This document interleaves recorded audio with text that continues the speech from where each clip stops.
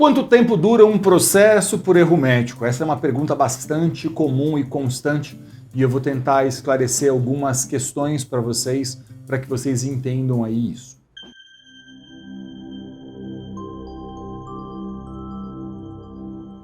Olha, uma ação judicial costuma de fato levar bastante tempo. A gente está falando aí de ações judiciais que costumam levar anos pela frente, ok? É muito raro a gente ver uma ação de erro médico, por exemplo, terminar em menos de 2 anos. Isso é bastante raro.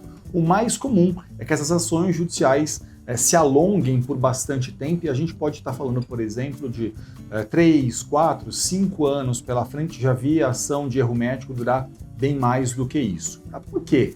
Porque nesses processos em geral, o grande problema deles, o principal problema, muitas vezes é a realização da prova. É o momento em que a gente vai realizar aquela perícia. Essa perícia, muitas vezes, costuma ser bastante demorada, tá?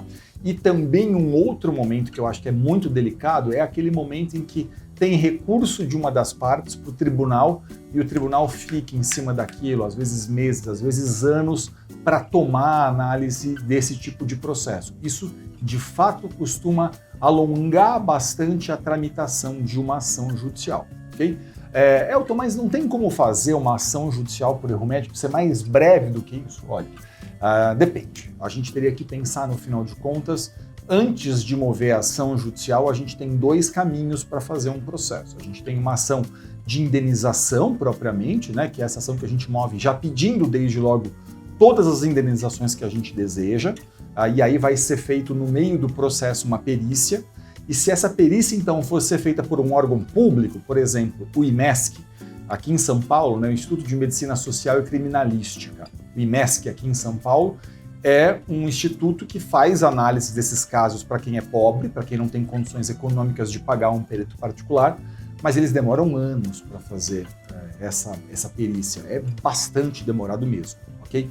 Então assim, isso é um terror na vida das pessoas porque o processo fica ali suspenso, eu sei que às vezes o cliente cobra o advogado e fala para o advogado, pô, mas meu processo não anda, tal, mas às vezes, na maioria das vezes, não depende do advogado, porque enquanto advogado a gente tem prazo para cumprir. O juiz dá 5 dias de prazo, o advogado tem que responder. 15 dias de prazo, o advogado tem que responder. Mas quem não tem prazo, muitas vezes, são esses órgãos, né, esses órgãos públicos, por exemplo, não tem prazo. Um tribunal não tem prazo para analisar um recurso. Então isso dificulta bastante e a gente fica, às vezes, de mãos atadas. Se é um perito particular que foi nomeado pelo juiz, é mais fácil cobrar e o juiz geralmente dá um prazo para que esse profissional entregue, embora esse prazo seja flexível e prorrogável, mas o juiz geralmente, quando é um profissional particular que vai fazer a análise do caso, ele costuma dar um prazo para isso, ok? Agora, tem uma outra estratégia, né, que eu gosto sempre de dizer, aí falo aqui mais como professor de direito, né, nas aulas de pós-graduação, eu discuto muito isso com os alunos, que tem uma outra estratégia, uma outra forma de você fazer esses processos que tem que ser pensada antes de iniciar a ação. Porque depois que você iniciou a ação de indenização, você não muda mais, ok?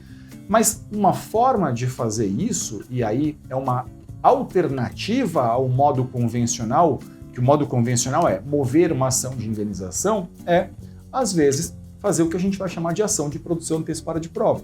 O que é uma ação de produção antecipada de prova? É aquela ação em que eu, num primeiro momento, não debato quanto eu quero de erro médico. Eu debato, num primeiro momento, se houve ou não houve erro. Apurado o erro médico dentro da perícia, porque entra-se na ação de produção antecipada de prova pedindo a perícia em si, e não a indenização. Apurado que houve de fato um erro, eu pego esse laudo pericial então e movo a ação indenizatória. E aí eu já não tenho mais que discutir se as questões da perícia já foram superadas ali. Demanda é mais rápido porque, em tese, no primeiro momento, demandaria só a análise pelo juiz da quantificação de cada um daqueles danos. Em tese, isso tende a ser um pouco mais simples, mas apenas caso a caso é que um advogado pode analisar e dizer Olha, isso eu prefiro, por exemplo, eu prefiro, via de regra, ação de produção antecipada de prova. Mas a depender do caso, da circunstância, da situação, do poder aquisitivo da pessoa, a gente pode optar por um segundo caminho, que é a ação indenizatória desde logo, e vice-versa, tá? Só a análise muito cuidadosa e profissional vai poder revelar o que é melhor no caso. Mas o fato é que é muito difícil pensar numa ação de erro médico em menos de 2, 3 anos pela frente. É raro, é cada vez mais difícil a gente ver isso, até pela quantidade de trabalho que o Poder Judiciário tem, pelo volume de ações judiciais que chegam todos os anos à Justiça. Então, quanto tempo dura? Dura bastante tempo.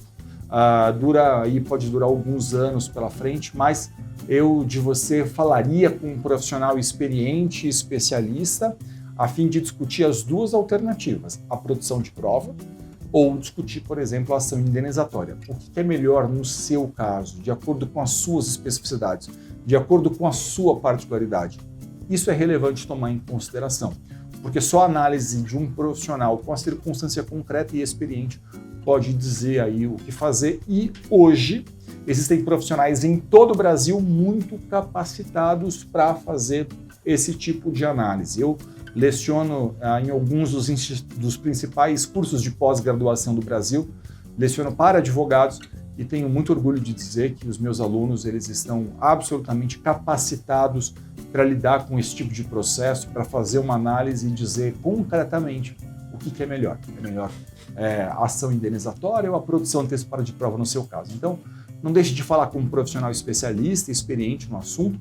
A ação judicial é eletrônica em todo o país, então não importa se você está no interior, numa capital, se você não conhece ninguém na sua cidade ou no seu bairro que esteja habituado a esse tipo de processo, porque você pode acessar um advogado experiente e especialista nesse tipo de questão online, fazer uma reunião online, mandar os documentos online. A ação é eletrônica, inteiramente eletrônica, então não tem o porquê mais você não contar com a expertise de especialistas. Sucesso, que tudo fique bem com você e deixe seu comentário aqui pra gente se eu ficar qualquer dúvida que eu puder ser útil. A mim é sempre um grande prazer poder interagir com vocês e poder explicar questões.